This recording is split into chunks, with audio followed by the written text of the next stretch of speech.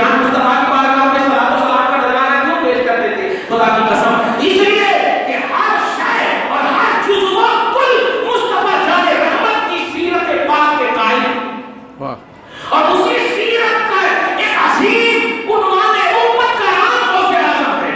اسی سیرت کی سلسلۃ الصحابہ کا ایک عظیم عنوان عبد القادر جیلانی ہے. کسی کو تکلیف نہیں ہوئی. ایک بڑھیا ایک مرتبہ آئی اور آنے کے بعد بیٹے کو دیکھی کہ غوث اعظم جو ہے اچھے اچھے کھانے کھا رہے ہیں اور بیٹے کو ہڈیاں چسوا رہے ہیں. وہ بڑھیا خدمت میں رکھی تھی. جب دیکھی تو بیٹے کا ہاتھ پکڑ کر لے جانے لگی اور کہنے لگی آپ اچھا اچھا کھا رہے ہو اور ہمارے بیٹے کو ہڈیاں چسوا رہے ہو.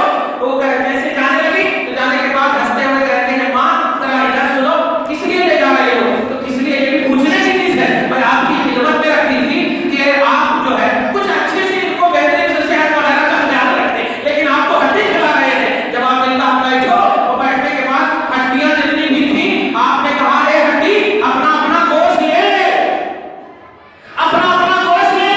تو جتنی بھی ہڈیاں تھیں ساری ہڈیوں نے اپنا گوشت لے لیا اور مردے جو بنے ہوئے تھے وہ مردے آسان دینے لگے، آواز دینے لگے.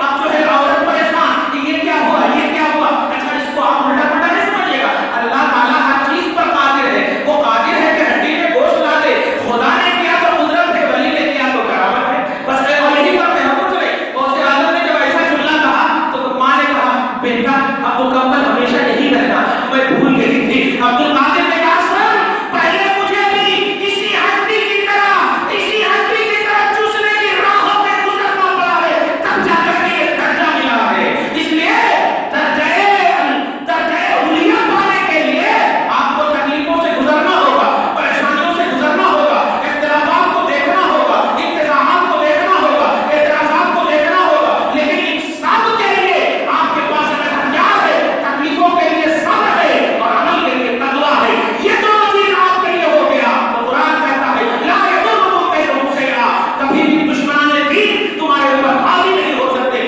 یہ رب کا پیغام ہے، یہ رب کا فرمان ہے. اس لیے غوث اعظم کو دیکھیے تنہا اکیلے اپنی زندگی کاٹنے کے باوجود کبھی کسی نے آپ کو تکلیف و پریشانی کرنا بھی چاہا ہے تو وہ پریشان کرنے والا نہیں، اللہ کا محبوب بندہ اور ولی بن جایا کرتا تھا. اس لیے کیا ہے آپ بھی ایسا ماحول قائم کرو گھروں میں. اپنی بہو بیٹیوں کو شریعت کی پابندی کی تلقین کرو. اولاد اگر نماز نہ پڑھے تو ناراض ہو جاؤ، پیسہ نہ لا کر کے نہ دے کر ناراض مت ہو. ان کو دعائیں دو اللہ تمہارے روزگار میں ترقی دے، لیکن نماز نہ پڑھے تو ناراض رہو. شریعت کا ماحول قائم نہ کرے تو ناراض ہو جاؤ، صلاح نہ کرے تو ناراض ہو جاؤ. ایسا ماحول قائم کرو گے تو تمہیں کسی معاوضین اور تعویذ کرنے والوں کے پاس جانے کی ضرورت نہیں پڑے گی. رب ڈائریکٹ تیرے اوپر فیضان نازل کرے گا. غوث کی غوثیت تمہیں یہ دعوت دے رہی ہے کہ آج شریعت پر استقامت رکھو، تعلیم محمدی کو عام کرو.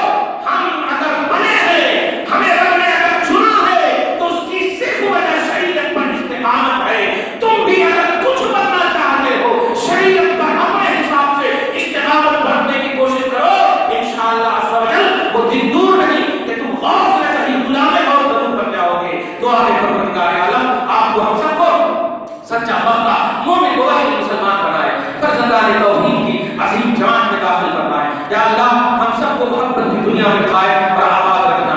یا اللہ جو تیرا مقصد اور تیرے حبیب کا مقصد ہے اس مقصد میں کامیابی عطا فرما. ہمارے بڑوں کو عزت عطا فرما، ہمارے چھوٹوں پر شفقت و رحمت